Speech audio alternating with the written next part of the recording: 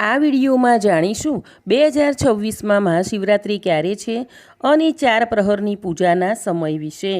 તો આ તિથિ શરૂ થાય છે તારીખ 15 ફેબ્રુઆરીની સાંજે 5:04 જે આ તિથિ પૂર્ણ થાય છે તારીખ 16 ફેબ્રુઆરી સાંજે 5:34। શિવરાત્રિમાં રાત્રિની પૂજાનું મહત્ત્વ હોવાથી આ ઉત્સવ તારીખ 15 ફેબ્રુઆરીને રવિવારે મનાવાશે।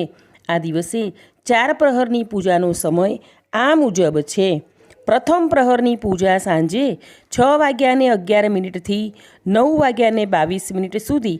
બીજા પ્રહરની પૂજા રાત્રે 9:23 થી 12:34 સુધી। ત્રીજા પ્રહરની પૂજા રાત્રે 12:35 થી 3:46 સુધી।